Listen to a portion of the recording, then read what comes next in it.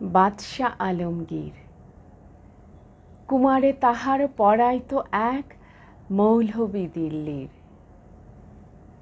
একদা প্রভাতে গিয়া দেখেন বাদশাহ শাহজাদা এক পাত্র হস্তে নিয়া ঢালিতেছে বাড়ি গুরুর চরণে পুলকিত হৃদে আনত নয়নে। শিক্ষক শুধু নিজ হাত দিয়া নিজেরই পায়ের ধুলি ধুয়ে মুছে সব করিছেন সাফ সঞ্চারী আঙ্গুলি। শিক্ষক মৌলভী ভাবিলেন আজি নিস্তার নাহি, যাই বুঝি তার সবই। দিল্লীপতির পুত্রের করে লইয়াছে পানি চরণের পরে। স্পর্ধার কাজ হেন অপরাধ কে করেছে কোন কালে।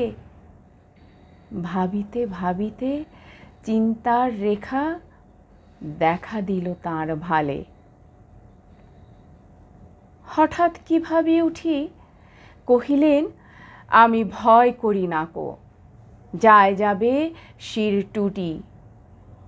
শিক্ষক আমি শ্রেষ্ঠ সবার, দিল্লির পতি সে তো কোন ছাড়।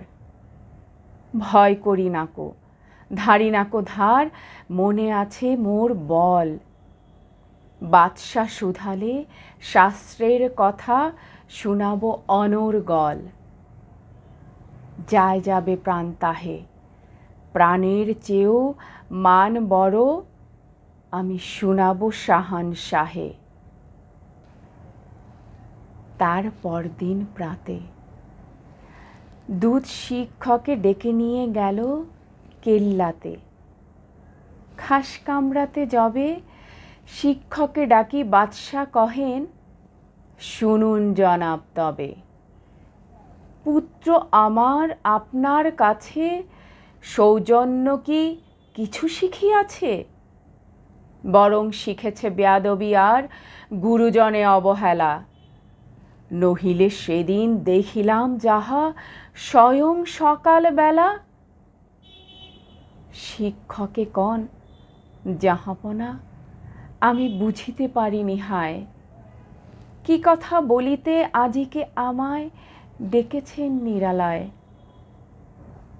বাদশাহ কহেন, সেদিন প্রভাতে দেখিলাম আমি দাঁড়ায়ে তফাতে। নিজ হাতে যবে চরণ আপনি করেন প্রক্ষালন, পুত্র আমার জল ঢালি শুধু ভিজাইছে ও চরণ। নিজ হাতখানি আপনার পায়ে বুলাইয়া সযতনে, ধুয়ে দিল নাকো কেন সে চরণ, বড় ব্যথা পাই মনে। উচ্ছ্বাস ভরি শিক্ষককে আজি দাঁড়ায়ে সগৌরবে, কুর্নিশ করি বাদশাহে তবে কহেন উচ্চ রবে।